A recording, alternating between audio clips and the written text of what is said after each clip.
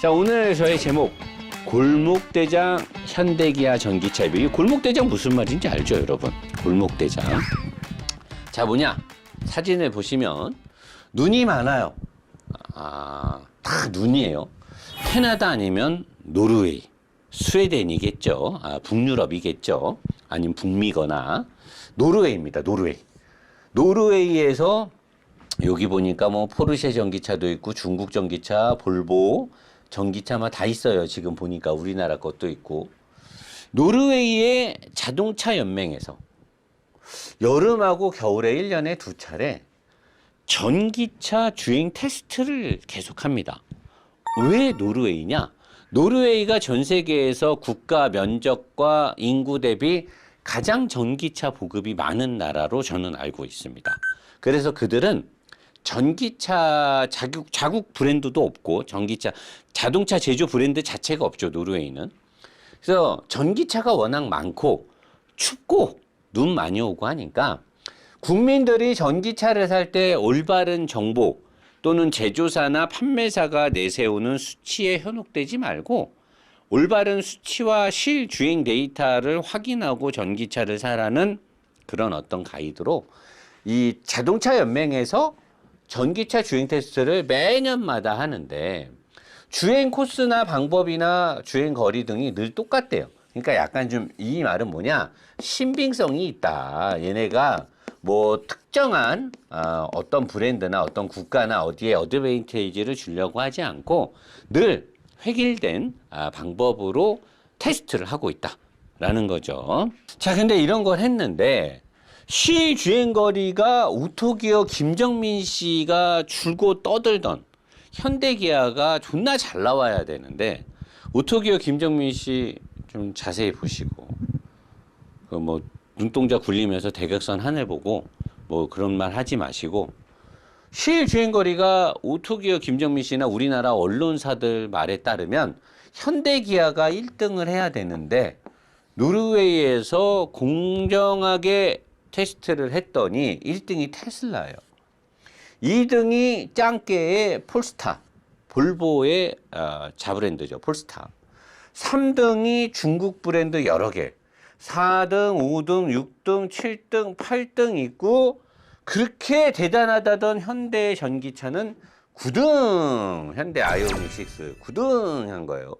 근데 여기에는 우리가 이 등수를 갖고 야, 테슬라가 대단하다라고 할 수는 없어요. 왜냐? 배터리 용량이 다 다르기 때문에 배터리를 만약에 다 똑같이 74kWh를 가지고 했으면 이 등수가 절대적인 게 맞는데 차들마다 배터리의 용량이 달라요.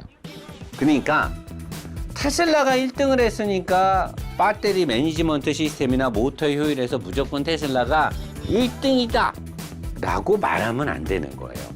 우리는 늘 정확하게 정보를 교차 검증을 하고 이해를 하고 받아들여야 되기 때문에 어쨌든 제일 많이 간 차는 이 테슬라였다. 재원보다 더 멀리 간 순위의 탑 10에서 중국차가 6대예요. 대단한 거죠. 현대 전기차는 공식 수치나 재원보다 7%를 더 못 갔어요. 현대가 현대한 거죠. 우리나라 언론사나 오토기어 김정민 씨는 우주 최강 현대기아 전기차라고 얘기를 하는데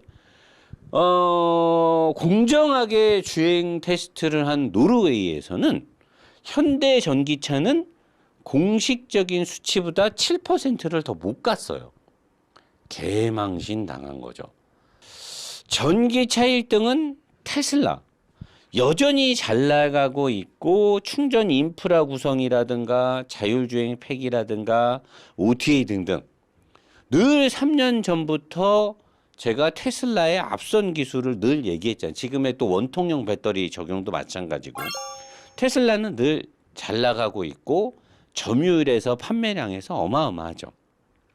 중국차는 아직까지는 외국에서 중국이라는 짱깨라는 짱꼴라라는 이미지 때문에 아직까지는 유럽에서나 미국에서 아무도 중국 차를 사려고 안 해요. 우리나라도 마찬가지고 일본도 마찬가지죠.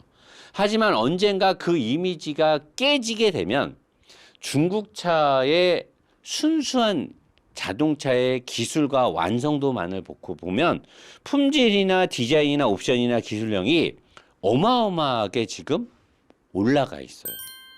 우리가 생각하는 그 중국의 싸구려 물건이 아니라는 거죠.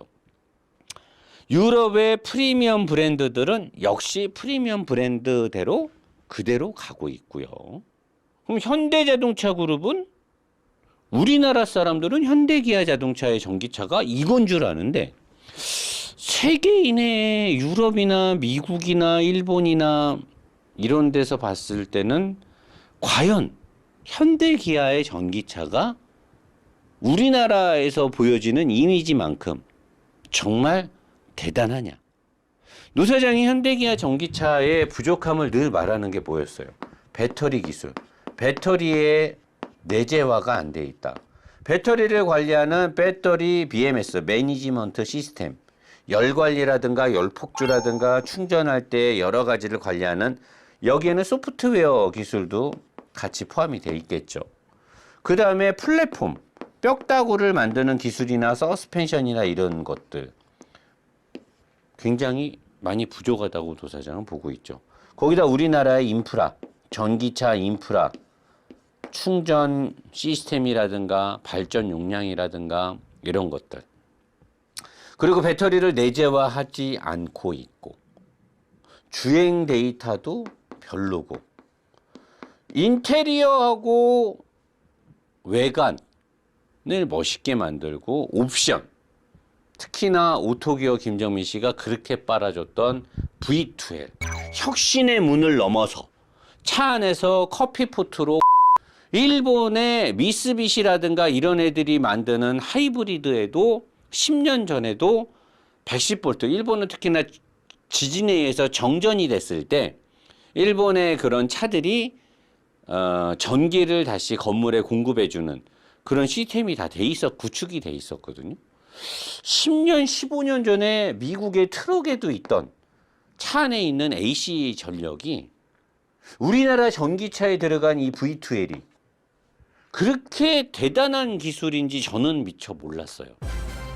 이런 걸 가지고 현대기아 전기차가 엄청나다라고 홍보를 하는 언론사들도 마찬가지고 정작 중요한 배터리의 내재화나 BMS 시스템이나 소프트웨어, 통신 시스템, 주행 성능, 플랫폼, 인프라 구성에 대해서는 그 어떤 유튜버도 한마디도 떠들질 않아요.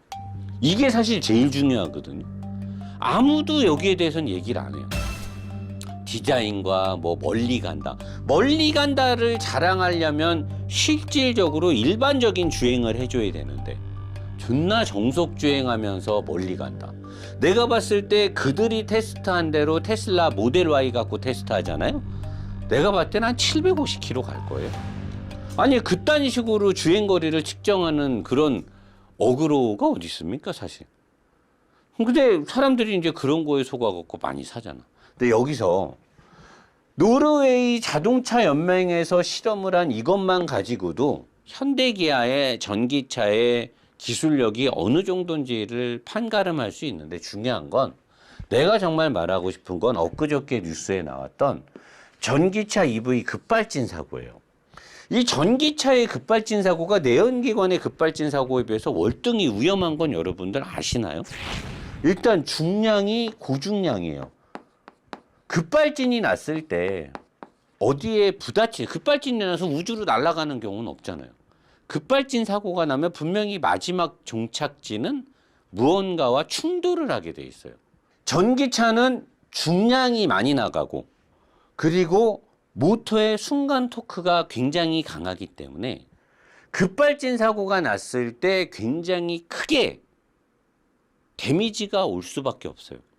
거기다가 배터리의 열폭주로 인해서 바로 화재, 그리고 많은 전기 장비가 들어가고 아날로그 장비가 별로 없기 때문에 문이 안 열릴 확률도 되게 높아요. 그래서 안타깝게도 국내에서 일어났던 전기차들의 충돌 후 화재에서 차 안에서 어쩔 수 없는 사망사고에 이르는 사고가 여러 차례 있었죠.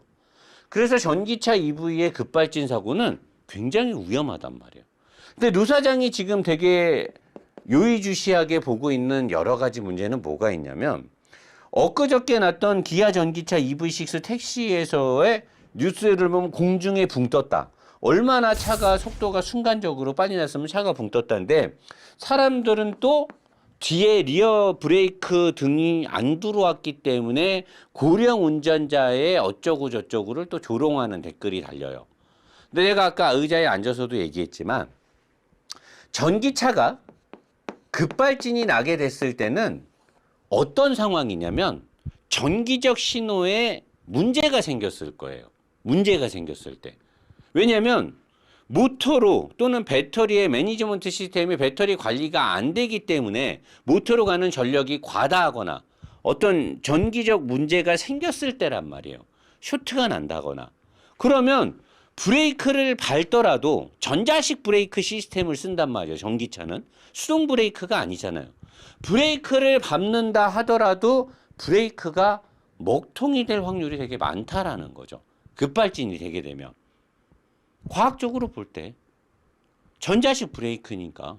그리고 기존의 내연기관 차들이 급발진 사고가 났을 때 EDR 장치를 국가소에서 분석을 하면 운전자는 브레이크가 듣지 않는다. 브레이크를 밟아도 브레이크가 안 된다. 브레이크 등이 들어온다. 어쩐다 하더라도 EDR 장치에는 브레이크는 아무 이상 없었다라고 기록이 남는 경우도 있대요.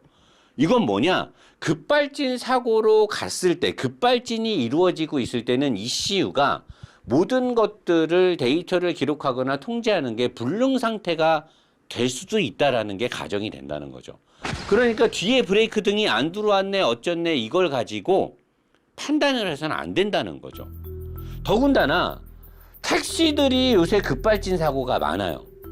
자, 택시가 급발진 사고가 많을 때 노 사장은 두 가지를 보고 싶어요. 하나, 주행거리. 전기차를 사서 주행거리가 상당히 많아진 거예요. 주행거리. 두 번째, 고령 운전자예요. 개인 택시 운전자분들이, 법인 차량들은 전기차가 별로 없잖아요. 고령 운전자. 자, 사람들이 그래요. 고령 운전자이기 때문에 원페달 드라이빙에 익숙하지 않아서 사고가 난다. 그러면 다른 내연기관 택시들은 젊은 운전자들이 운전을 하나요? 고령 운전자가 운전을 했기 때문에 사고가 그렇게 났다라고 가정을 해야 되면 내연기관 가스차를 운전하는 고령 운전자의 개인 택시도 사고가 많아야 되는 거예요. 근데 그렇진 않잖아. 그러면 확률적으로 봤을 때 인간적으로다가 정확하게 분석을 한다 치면 고령 운전자이기 때문에 전기차가 사고가 많이 난다라는 가정은 사실 설득력이 많이 부족해 보인다는 거죠. 노 사장이 보는 건 주행거리예요. 주행거리가 많아지면서 어떤 문제가 생기느냐? 자, 과거에 2019년에 코나 EV들이 급발진 사고가 많이 나니까 그런 것들을 현대자동차에서 내부적으로 뭔가 좀 기술적으로 분석을 했었나 봐요. 할 수밖에 없겠죠. 그 당시에는 유튜버가 그렇게 많지 않아서 소문이 많이 안 났던 것 같은데 현대자동차의 2019년 정비 매뉴얼 아이오닉 EV의 정비 매뉴얼에 보면 무엇이 있느냐?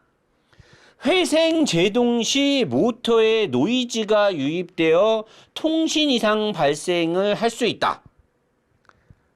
이 당시에 사고가 났던 운전자들의 기록, 법원 기록에 보면 가속 페달을 밟지 않았는데 90km 속도가 넘는 때까지 급가속 현상이 있었고 코나 EV 운전자는 급발진 사고를 한 차로 4번을 겪었던 사례가 있었어요. 자, 여기 나와 있잖아요.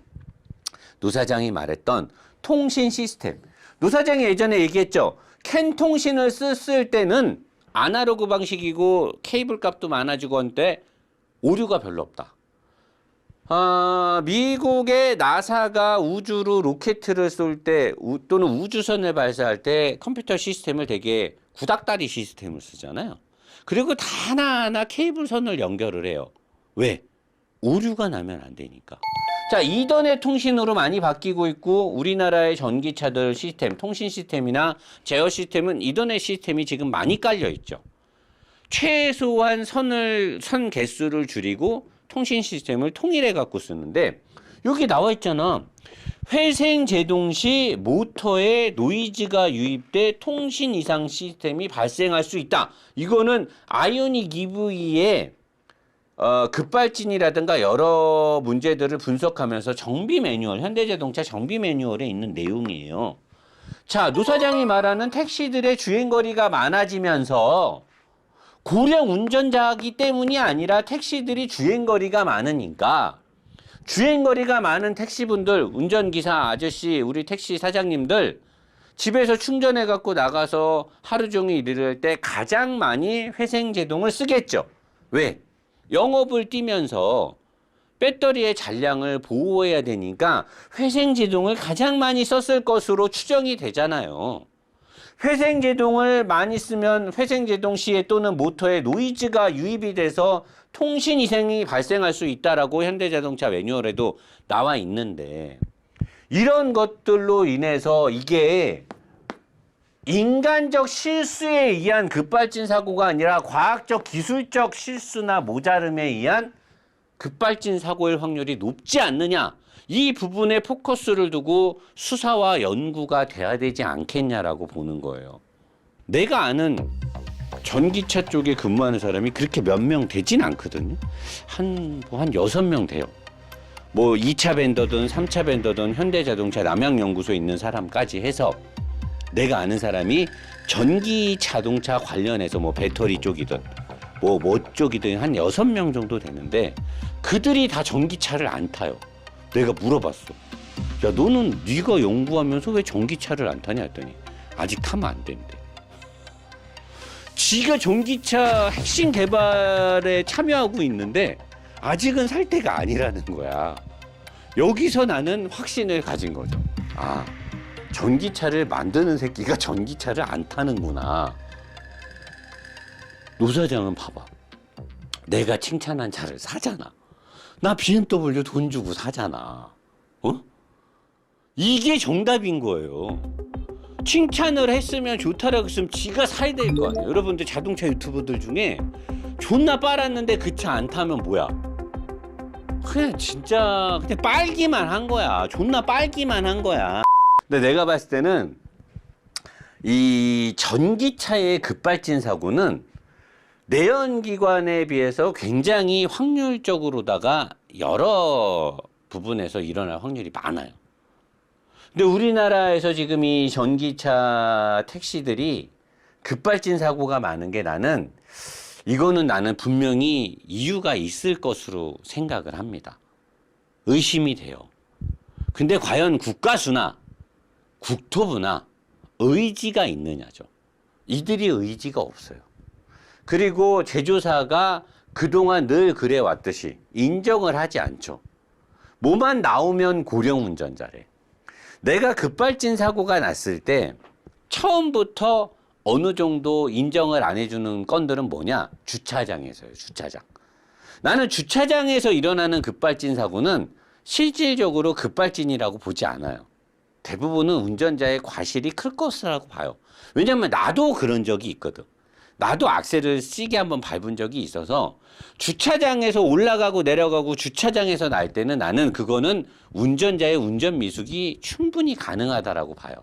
하지만 도로에서 주행 중에 급발진 사고가 난다.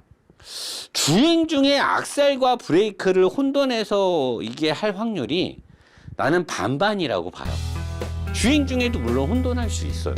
근데 대부분을 주행 중에도 운전 미숙이나 고령 운전자로 몰고 가는 건 나는 이건 되게 위험한 여론몰이라고 생각합니다.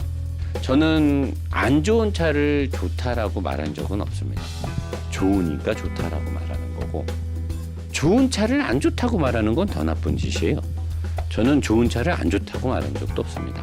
안 좋으니까 안 좋다고 말하는 거죠. 차리러 가서 마저 얘기하도록 하겠습니다.